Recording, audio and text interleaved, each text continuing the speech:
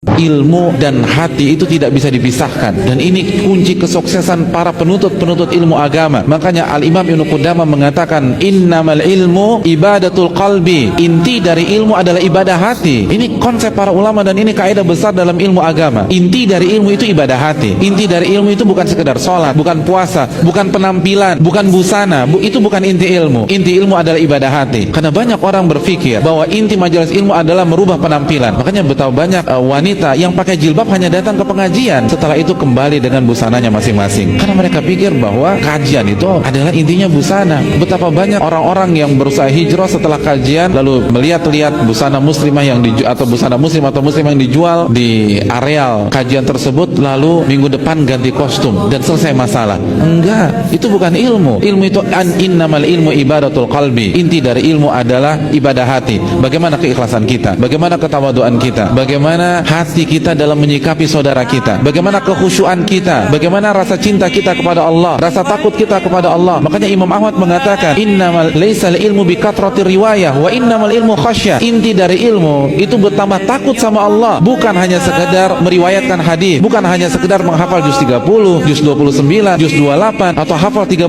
juz. Itu bukan ilmu. Kalau yang penting hafalan, orang munafik juga hafal. Kalau yang terpenting meriwayatkan hadis dari Nabi, orang munafik duduk di majelis Nabi SAW. Tapi bukan itu inti ilmu. Sedalam apa cinta kita kepada Allah, setakut apa kita kepada Allah Subhanahu wa taala setelah kita belajar, setelah kita mengkaji, itu inti ilmu. Makanya Allah mengatakan innama yakhsyallaha min ibadil ulama. Dalam surat Fatir Allah mengatakan sesungguhnya yang takut kepada Allah hanya ulama. Makanya setelah itu Imam Ahmad mengatakan inti dari ilmu adalah takut kepada Allah, dan takut adalah amalan apa? Amalan hati. Bukan hanya sekedar meriwayatkan, bukan sekedar retorika, bukan sekedar orasi yang menggebu-gebu, tapi ketika turun dari mimbar seakan-akan dia tidak mengenal Allah Subhanahu wa ta'ala. Itu bukan ilmu. Ilmu itu adalah bagaimana kita menata hati.